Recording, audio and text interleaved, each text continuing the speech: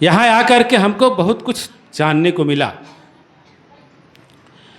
लेकिन इतनी भीड़ में संतों ने कहा है कि हम बैठते तो हैं, लेकिन अगर मन से बैठें तब वो ज़्यादा फायदा करता है। एक कथा मार्कंडेय पुराण में है, बहुत संक्षिप्त में कहते हैं कि दो भाई थे, जा रहे थे कहीं दूर कथा सुनने। जा रहे थे, रास्ते में बड़ी जोर बारिश होने लगी।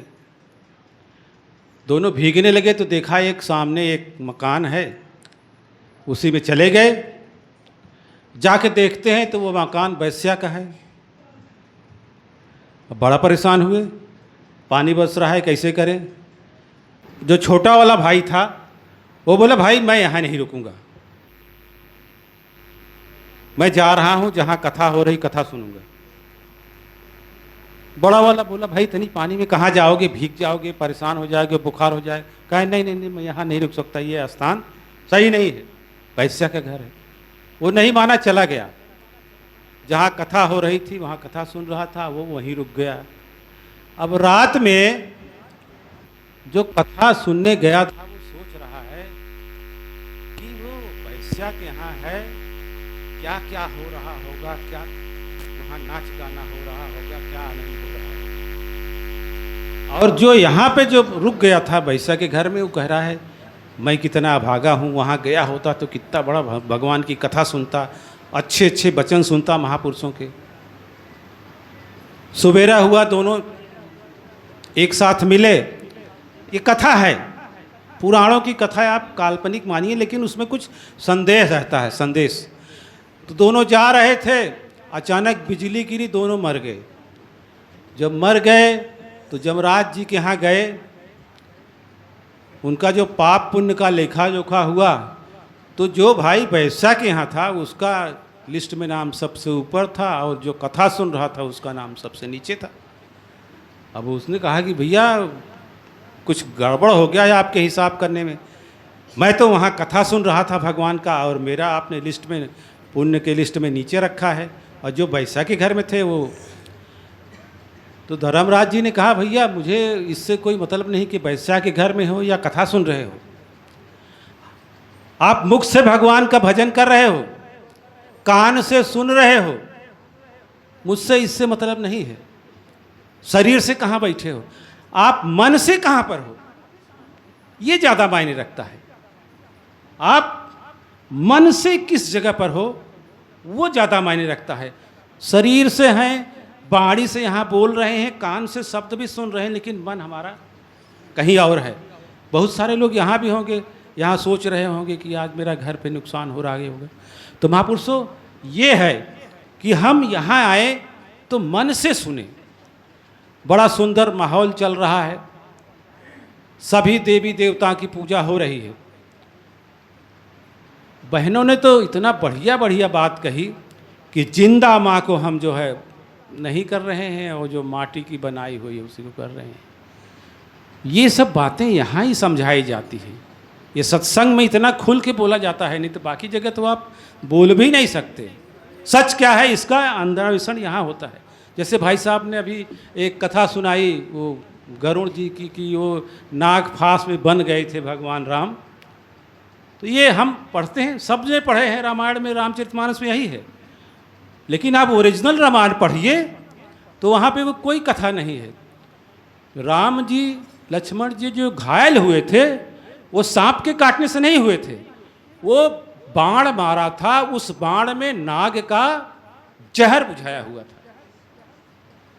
जिस बाण से घायल हुए थे वो नाग के जहर से बुझाया गया था, यही था। अब उसको तुलसीदास जी ने इतना बड़ा कर दिया कि काग भुसुंडी बना दिया, गरुड़ बना दिया, पूरा शंकर जी को बीच में ला दिया। असल ये था कि रावण की तरफ से जो तीर चला था उस बाण में सांप का जहर बुझाया था। उस जहर को काट जो है वहाँ के सेना के लोग जानते थे, सुसैन वगैरह, वो जा कर के ले आए। उसमें तो नाम भी लिखा है विशल्यकरणी, जो दवाई का नाम है विशल्यकरणी, संजीवनी, ये सब उन लोगों को पता था, ले आए और वहाँ घाव पे लगाया, ठीक हो गया। लेकिन इन्होंने तो पूरा एकदम से कागभूषुंडी, गरुड़, शंकर जी, कोई वर्णन ही नहीं था उसमें। वाल्मीकि रामायण में कोई वर्णन नहीं है कागभूषुंडी गरुड़ का, न शंकर जी पार्वती का, कोई चर्चा नहीं है। तो महापुरुषों, बात यह है कि हम असली राम को जाने, मूर्ति वाले को नहीं।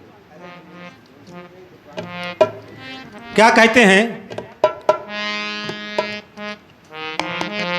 अरे मनैया बनवई राम के, मनैया बनवई राम के, राम बनवई मनई, मनैया बनवई राम के, राम बनवई मनई, मनैया बनवई राम के, राम बनवई मनैया बनवई राम के, मनैया बनवई राम के, राम। हाँ, कैसे?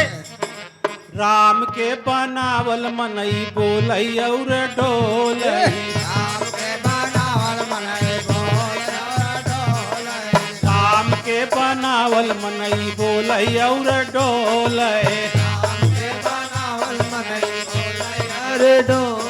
अरे मनई के बनावल राम, अरे मनई के बनावल राम नाही कौनो काम के, मनैया बनवई राम के, राम बनवई मनैया बनवई राम के,